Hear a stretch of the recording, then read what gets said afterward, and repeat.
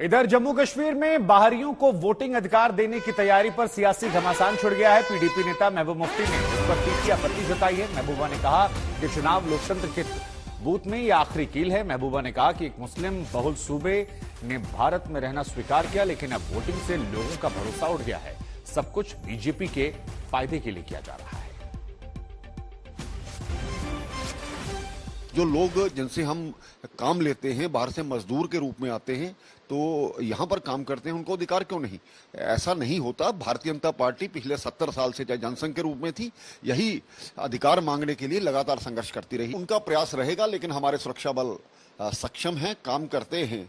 तो मिलिटेंसी की कमर तोड़ दी गई है और जो इक्का दुक्का बचे हैं उनको भी समाप्त कर दिया जाएगा। इस प्रकार से अगर उनकी सोच है तो इस सोच को नाकाम करना जरूरी है और लगातार जिन लोगों को अधिकार यहाँ पर नहीं मिले थे उनको भी अधिकार देना जरूरी है। ये वोट का अधिकार सभी का अधिकार है, ये हमारे संविधान में लिखा है। किसी भी स्टेट में ऐसा नहीं हुआ आज तक कि आपने 25 लाख, 30 लाख, 1 करोड़, 2 करोड़ वोटर बाहर से लाए हैं। यहाँ क्यों करना चाहते हैं? बिकॉज वो एक डेमोग्राफी, एक लोकल जो एलिमेंट है यहाँ, उसको चेंज करना चाहते हैं। मुल्क में वो कहते हैं हम इसलिए कर रहे हैं कि हम जम्मू कश्मीर को मुख्य धारा में मिलाना चाहते हैं, और जम्मू में जब लोग सवाल करते हैं उनको बोलते हैं हम कश्मीरियों को सीधा कर रहे हैं।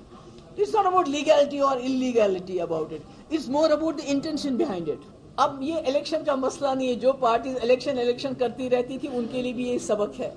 मुझे लगता है हमें अब रेजोल्यूशन ऑफ कश्मीर प्रॉब्लम पे ज्यादा स्ट्रेस देना चाहिए, क्योंकि जब तक कश्मीर की समस्या रहेगी तब तक बीजेपी जैसी जमातें इसका शॉर्टकट ढूंढती रहेंगी और इसको एक्सप्लॉइट करेंगी। भारतीय जनता पार्टी की जो सोच है, एक भारत श्रेष्ठ भारत, और आप लोग जो ये इस पर टिप्पणी कर रहे हैं उनको ये पता होना चाहिए आपकी गलत धारा के कारण से यहाँ पर वेस्ट पाकिस्तान रेफ्यूजीज 70 साल वंचित रहे।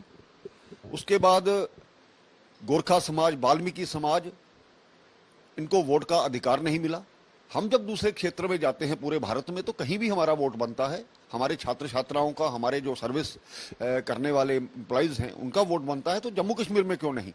ये इनके सपने में आज भी धारा 370 आती है जो टूट चुकी है। यहाँ हिंदुस्तान का हर नागरिक बराबर है, उसको वोट का अधिकार क्यों ना हो? जो कई वर्षों से यहाँ पर रह रहे हैं वो जम्मू कश्मीर को छोड़ करके कहीं भी भारत में बसेंगे तो उनको अधिकार मिलना ही चाहिए। बीजेपी के 25 लाख जो नॉन लोकल्स हैं वोटर्स, उनको यहाँ इंक्लूड किया जाएगा। And I think this is the last nail in the coffin of electoral democracy here. पहले जो इन्होंने रिगिंग करनी थी वो तो आधी रिगिंग कर दी जिस वक्त डिलिमिटेशन कमीशन यहाँ बनाया, और उसमें जितनी जेरी मैंडरिंग होनी थी वो सब कर लिया, और जिसका नतीजा ये हुआ कि जो उसकी हेड करती थी उस पैनल को, उसको अब बड़ी अच्छी तरह से रिहेबिलिटेट किया गया। She has been rewarded. तो मेरा ये कहने का मकसद है, मैं लोगों के, अपने मुल्क के लोगों से कहना चाहती हूँ कि ये जो जमहूरी निजाम को यहाँ मस्क किया जा रहा है, डेमोक्रेसी को यहाँ खत्म किया जा रहा है।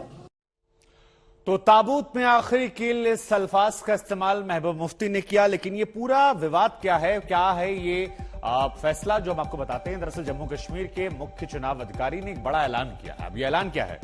ऐलान ये है कि अब गैर स्थानीय भी यहां चुनावों में वोट डाल सकेंगे। ये बड़ी बात कही गई है।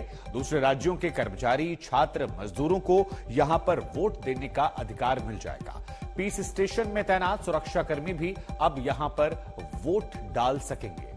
गैर स्थानीय वोटर लिस्ट में अपना नाम वो जुड़वा सकेंगे।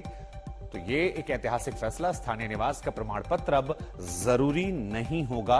और महबूब मुफ्ती शायद इसी बात से घबराई हुई। अनुच्छेद 370 हटने के बाद गैर स्थानीयों को भी मताधिकार का अधिकार मिलने वाला है। उसमें कौन कौन होंगे? कर्मचारी हो सकते हैं, छात्र हो सकते हैं, मजदूर हो सकते हैं। ये तमाम वो लोग हैं जो यहां पर अपनी सेवाएं पहले से दे रहे हैं। और अनुच्छेद 370 का एक और प्रावधान जो है उसे यहां पर खत्म कर दिया गया है। जम्मू कश्मीर का दर्जा जो है अब वो उसके बाद अन्य राज्यों के बराबर कर दिया गया है।